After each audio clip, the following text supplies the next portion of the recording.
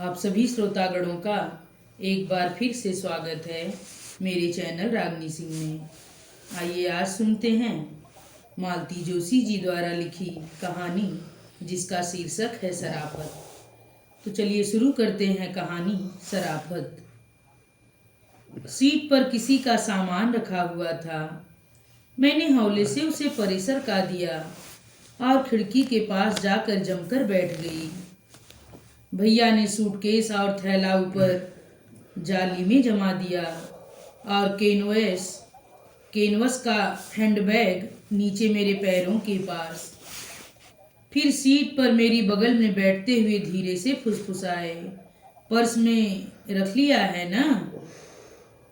नहीं, सूटकेस में है, मैंने धीरे से करीब करीब इशारे से जवाब दिया। उनके चेहरे पर खींच उतर आई और वे सूटकेस नीचे उतारने के लिए उठे, पर मैंने कोट को हल्का सा झटका देकर उन्हें रोक दिया। वे असहाय सी मुद्रा बनाकर बैठ गए बेचारे। दरअसल कल रात को ही इस बात पर अच्छी खासी चर्चा हो गई थी कि पिंकी के जेवरों का सेट कहाँ रखा जाए। पूरे 7 तोले की जोखिम थी। मध्यम वर्गीय नौकरी पेशा लोगों के लिए तो सचमुच बड़ी ही थी। माँ ने सुझाया था कि पर्स में ही रख लूं, डिब्बा सूटकेस में पड़ा रहेगा, चीज़ें रुमाल में बांध कर पर्स में डाल लूं, क्योंकि पर्स हमेशा हाथ में रहता है। पर भाभी का सुझाव था कि पर्स तो कोई भी हाथ से छीन कर भाग सकता है। रोज ही तो इस तरह के किस्से सुनाई पड़ते हैं। इससे तो बल्कि सूटकेस में रखना ठीक होगा, निगरानी भी रहेगी और किसी को शक भी नहीं होगा। अंत में यही तय हुआ था। भैया को उस समय भी यह व्यवस्था पसंद नहीं आई थी। घर पर पता चलता तो वह तूफान मचा देते, पर बस स्टैंड का ख्याल कर चुप बने रहे। मम्मी चाय लेंगी? कुणाल ने खिड़की के पास आकर पूछा। नहीं बेटे, बस 2-4 पान लगवा दे और एक आध अच्छी सी मैगजीन मेरे लायक हो तो ला दे। तार कर देते तो ठीक था। खैर अब भी फ़ोन तो किया ही जा सकता है। पड़ोस का नंबर दे दो मुझे, आजकल तो बहुत सरल हो गया है। अरे नहीं भैया, कोई आज पहली बार जा रही हूँ, जाना पहचाना रूट है। भैया इसके बाद भी कुछ कहते रहे, पर मेरा ध्यान बाहर एक सफ़ेद स्वेटर में अटक गया था। चौड़े पट्टे वाली खूब प्यारा डिजाइन था। कुणाल पान लेकर आया तो मैंने उससे कहा, वह सफ़ेद स्वेटर देख कितना प्यारा लग रहा है। कुणाल ने देखने की ज़रूरत नहीं समझी, उल्टे मेरी मजाक बनाते हुए भैया से बोला, मामा जी, मम्मी को बस यही एक बीमारी है। बस स्टॉप पर भी खड़ी रहेंगी तो आगे पीछे वालों के स्वेटर्स को घूरती रहेंगी। कभी इतना खराब लगता है, और फिर नए नए डिज़ाइन पहनते समय कैसा लगता है? अच्छा लगता है क्यों? तब तो मम्मी की इसी आदत को धन्यवाद देते होगे। अरे मामा जी, आप नहीं जानते, अब हमारा कोटा तो पूरा हो गया है। अब तो जो भी प्लान बनता है जवाई साहब के लिए बनता है, इसी से तो कोफ्त होती है। चल शैतान, मैंने कहा, पर सच तो यह है कि चोरी पकड़ी जाने के कारण मैं बुरी तरह झेप गई थी। मेरी शर्मिंदगी का मजा लेते हुए दोनों हो करके हंस पड़े। कंडक्टर ने जोर से सीटी दी और ड्राइवर अपनी सीट पर आकर बैठ गया। संभल कर जाना, पहुँचते ही तार देना, भैया ने उतरते हुए कहा। बेचारे भैया मेरा तार पहुँचने तक चिंता में डूबे रहेंगे। मुझे उल्टी विद्या पढ़ाने के लिए घर जाकर भाभी को लताड़ेंगे सो अलग। गाड़ी सरपट बस स्टैंड से बाहर निकली। तब तक मैं मुड़ मुड़ कर मामा भांजे को देखती रही। वे आंखों से ओझल हो गए। तब याद आया कि कुणाल से कहती कि रात मामा के यहाँ ही रह जाए। गुड़िया को रात थोड़ा टेम्परेचर था। कुणाल पूरा डॉक्टर न सही, पर उसके रहने से भाभी को सहारा हो जाएगा। भैया के हिस्से की खीर दूध वाली अलमारी में रखी थी। पता नहीं भाभी को याद भी होगा कि नहीं। नहीं तो सुबह तक यूं ही पड़ी रह जाएगी। याद दिला देती तो ठीक था। ठंडी हवा का एक झोंका आया और मैं खिड़की से थोड़ा परे हटकर बैठने लगी। तब पता चला कि बगल में कोई आकर बैठ गया है। उसी तरह खिड़की से लगी बैठी रही। गोद में पड़ा पत्रिका का अंक उलट पुलट करती रही। 5:30 हो रहे थे मुश्किल से। पर सर्दियों में अंधेरा इतनी जल्दी घिर आता है कि अक्षरों पर नजर ठहराना कठिन लग रहा था। आपको ऐतराज न हो तो मैं खिड़की बंद कर दूं? बगल से प्रश्न आया। मैंने चुपचाप सिर हिला दिया। सहयात्री ने उठकर खिड़की बंद की और मैंने देखा यह तो वही सफेद स्वेटर है। पहनने वाला मुश्किल से 28-30 का होगा। यूं ही इतनी सिमटी सिकुड़ी बैठी रही मैं। यह तो कुड़ाल के छोटे मामा जी जितना भी नहीं है। अब ठीक से बैठकर मैं स्वेटर की बुनाई देखने लगी। सादा ही पर बड़ा सुंदर संयोजन था। 2 उल्टे 6 सीधे, फिर 2 उल्टे। इसके बाद शायद बीच से धागा उठाकर या। कहाँ जाएंगी आप? जी भोपाल, मैंने हड़बड़ाकर उत्तर दिया। इसने मुझे स्वेटर को घूरते हुए पकड़ तो नहीं लिया। अपनी घबराहट छिपाने के लिए मैंने भी शिष्टाचार निभाया। आप कहाँ जाएंगे? बैरागढ़। और फिर देवास आ गया। चाय लेंगी आप? जी नहीं, अभी खाना खाकर चली हूँ। मैंने एक सीधा सा झूठ बोल दिया। उसके नीचे उतरते ही कागज खोलकर चुपके से एक पान खा लिया। कब से इच्छा हो रही थी, पर बड़े भैया के सामने हिम्मत नहीं पड़ती। वे बेचारे कुछ कहते नहीं, पर संकोच हो ही जाता है। पान खाकर मैं कुछ पढ़ने की कोशिश की, पर बेकार था। झुटपुटा खूब गाढ़ा हो चला था। पत्रिका हैंडबैग में डालकर मैंने अपनी शॉल निकाल ली। एक नज़र सूटकेस की ओर डाली और अच्छे से उड़ाकर बैठ गई। आजकल खाली बैठते ही मेरे दिमाग में किरण की शादी घूमने लगती है। एक बहुत विशाल आयोजन की कल्पना मेरे मन में है और उसे इतनी बार दोहरा चुकी हूँ कि रट सी गई है। फिर भी मोह छूटता ही नहीं। इन्हें ये सारी बातें जरा अच्छी नहीं लगती। होगा भाई, देखा जाएगा कहकर सारे मामले को रफा दफा कर देते हैं। शौक तो जैसे सारा मुझे ही है। इन्हें तो बस काम निपटाना है। पता नहीं पुरुष इतने व्यवहारिक क्यों होते हैं। ये तो इतनी जल्दी शादी करने के पक्ष में भी नहीं थे। मैंने ही जिद की थी। बीए एमए तो बाद में भी होता रहेगा, पर इतना अच्छा रिश्ता बार बार थोड़े ही मिलता है। फिर माँ बूढ़ी हो चली हैं, एक आध शादी तो उनके सामने हो। बस अचकचा कर रुकी हूँ और मैं एकदम अपनी तंद्रा से जाग पड़ी। आष्टा आ गया या अभी सोन कक्ष ही है? कुछ भी नहीं है, पहिया बैठ गया है। हे भगवान, मैंने एक सांस लिया और मायूस होकर अंधेरे को घूरने लगी। सभी पुरुष यात्री नीचे उतर गए थे और राज परिवहन को जी भरकर गालियां सुना रहे थे। सारी बातों को स्थिप्रज्ञ भाव से सुनते हुए ड्राइवर कंडक्टर अपना काम कर रहे थे। मुश्किल से आधा घंटा लगा होगा, पर लगा कि जैसे युग बीत गया हो। बस के स्टार्ट होते ही सबने चैन की सांस ली और ईश्वर को धन्यवाद दिया। बस खड़ी थी तब पता नहीं चला, पर अब हवा में बढ़ती ठंडक का एहसास होने लगा। पिछले सब स्टॉप पर चाय न पीने का मुझे दुख हो रहा था। अगले स्टॉप पर जब मेरे हमसफर ने चाय के लिए पूछा तो मैंने आनाकानी नहीं की। पान लेंगे? चाय पीने के बाद मैंने शिष्टाचार निभाया। आप देंगी तो ले लेंगे, उसने कहा। कहने का ढंग जरा अजीब सा था, पर मुझे ज्यादा सोचने का अवकाश नहीं मिला। क्योंकि आपकी इजाजत हो तो मैं सिगरेट पी लूं? उसने फिल्मी अंदाज में पूछा। आपका स्वेटर बहुत अच्छा है, मैंने उसके अंदाज को नजरअंदाज करते हुए कहा। भोपाल में कहाँ रहती हैं आप? अरेरा कॉलोनी। आदतन मेरे मुंह से फिसल पड़ा। फिर बैठी पछताती रही। किस तरह पता ठिकाना बता देना अक्लमंदी नहीं है। मेरी कुछ देर पहले वाली निश्चिंतता समाप्त हो गई थी। वह जिस तरह आराम से फैल कर बैठ गया था, वह मुझे अच्छा नहीं लग रहा था। पहला जमाना सचमुच अच्छा था। इस तरह बेतकल्लुफ होकर कोई महिलाओं के साथ बैठ नहीं पाता था। अच्छी आज़ादी मिली है और मानो समान अधिकार।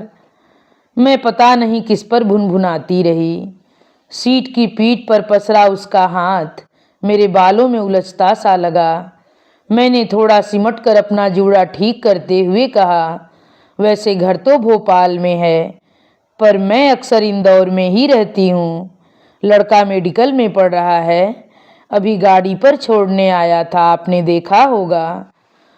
जैसी कि मुझे आशा थी, वह एकदम संभल कर बैठ गया।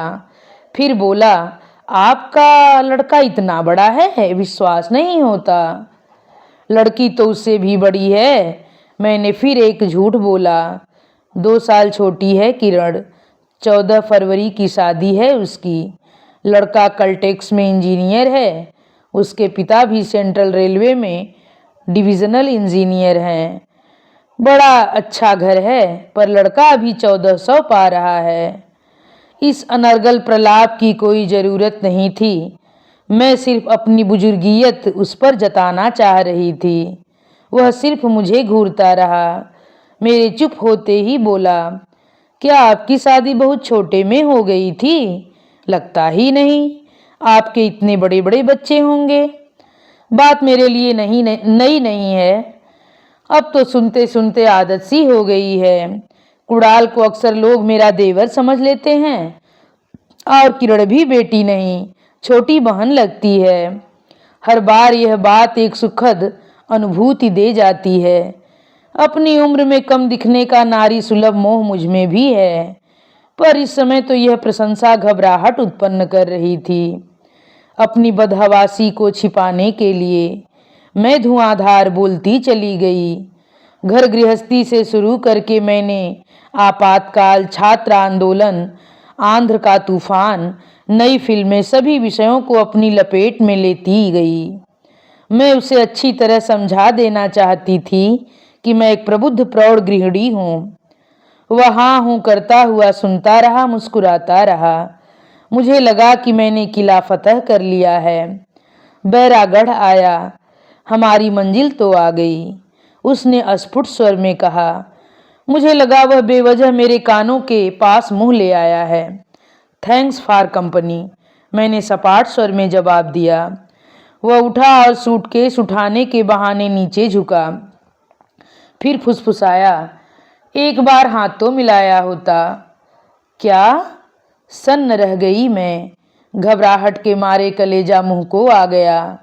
इच्छा हुई कि खींच कर एक तमाचा जड़ दूं, पर भरी बस में तमाशा करने की हिम्मत नहीं हुई। और कौन विश्वास करता?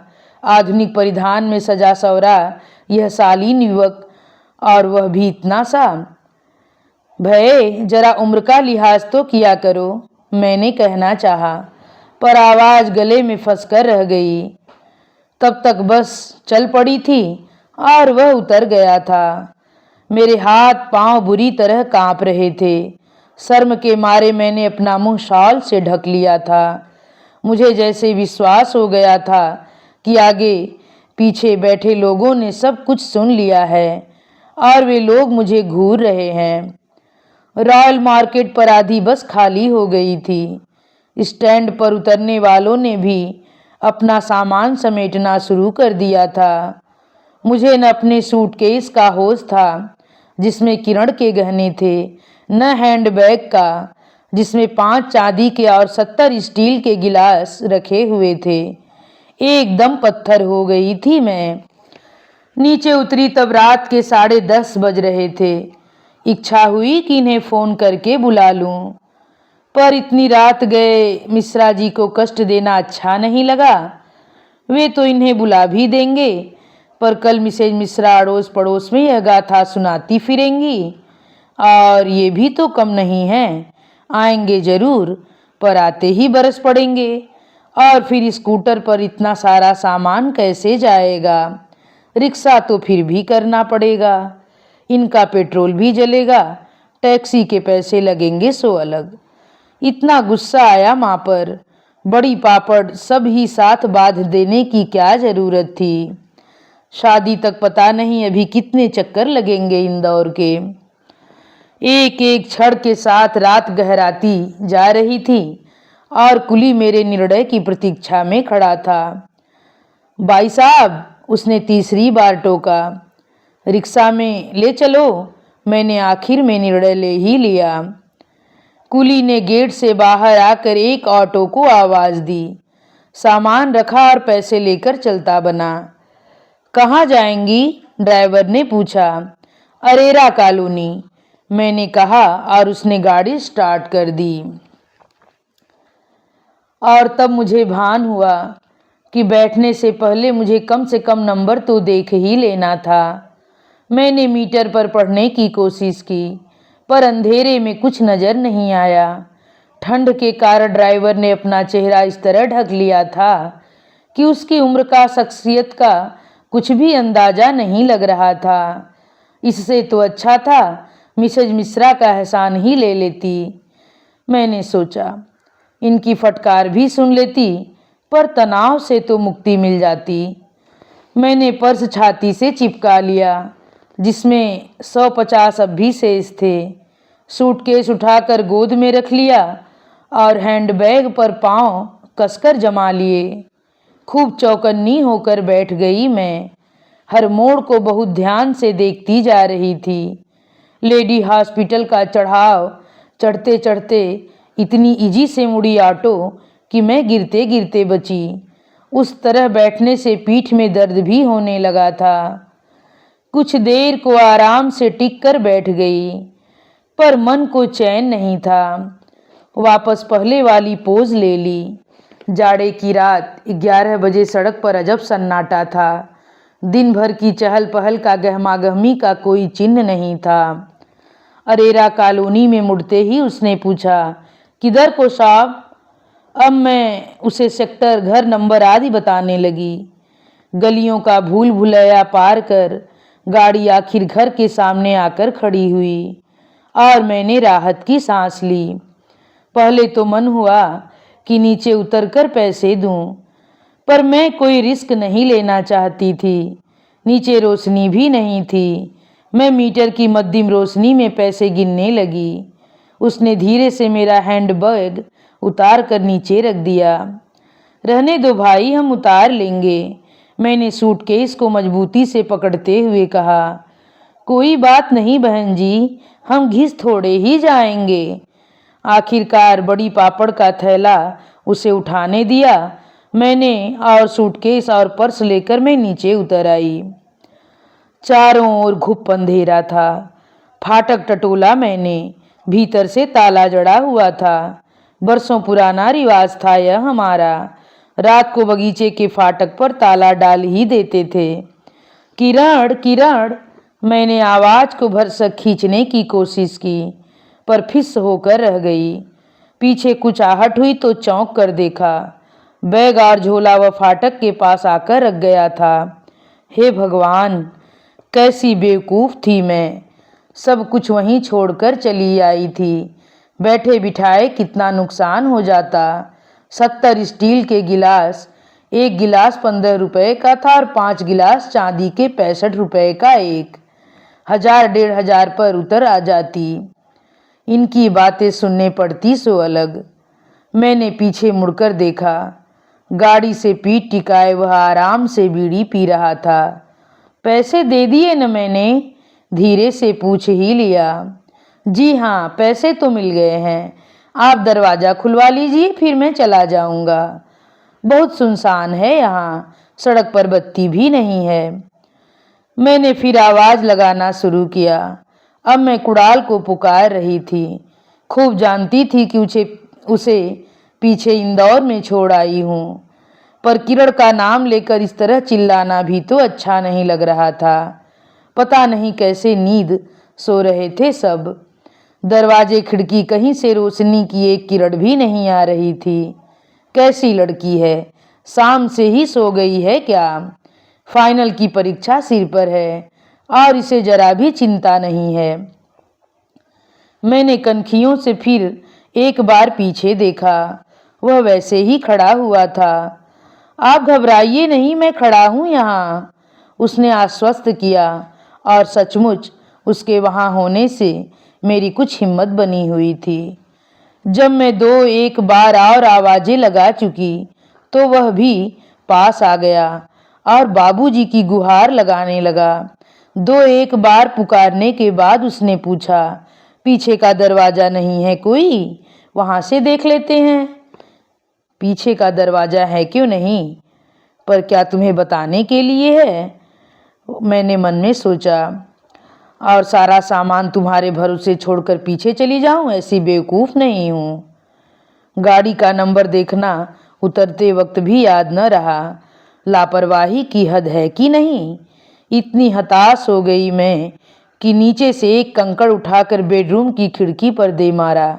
झन से एक आवाज हुई जो उस सन्नाटे में गूंज गई। कौन है? इनकी घबराई हुई सी आवाज आई।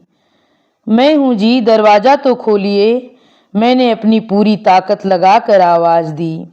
एक एक करके घर की सारी बत्तियां जल उठीं। इन्होंने ड्राइंग रूम की खिड़की खोली और पोर्च की बत्ती जला दी। हाय पापा, ये तो मम्मी हैं। किरण एकदम चीख पड़ी। दरवाजा खोलकर ये बाहर आए और बोले, ये कौन सा समय है भई आने का? दरवाजा तो खोलिए पहले, मैंने रुआसी आवाज में कहा। तब उन्हें फाटक का ध्यान आया। किरण तब तक दौड़कर चाबी ले आई थी। खबर तो दी होती पहले। ताला खोलते हुए उनका बुदबुदाना जारी था। मैंने कोई जवाब नहीं दिया। फाटक खुलते ही तीर की तरह अंदर चली आई। कमरे की सुखद गर्मी का एहसास होने के बाद ही मैंने जाना कि बाहर कितनी गजब की सर्दी थी। ये अंदर आए तो भी भुनभुना रहे थे, ये क्या कबाड़ उठा लाई हो? हम लोग क्या किसी वज्र देहात में रहते हैं? सामान मेरे सामने पटकते हुए इन्होंने पूछा। यही था ना कि बाहर कुछ रह गया है? रह भी जाता तो अब कोई चिंता नहीं थी। अपना सुरक्षित घर पहुंच जाना ही मेरे लिए इस समय सबसे अधिक सुखद का विषय था। बाहर स्कूटर स्टार्ट होने की आवाज आई और मुझे एकाएक होश आया। 2 शब्द धन्यवाद के भी तो नहीं कह सकी थी मैं। और इन्हीं अंतिम शब्दों के साथ यह कहानी यहीं पर समाप्त होती है। आप सभी श्रोतागणों से एक बार फिर से मेरा विनम्र अनुरोध है कि मेरे द्वारा बोली जाने वाली यह कहानी अगर आप लोगों को पसंद आए तो कृपया मेरे चैनल को सब्सक्राइब, वीडियो को लाइक और कमेंट करके अपने सुझाव ज़रूर दीजिए। धन्यवाद।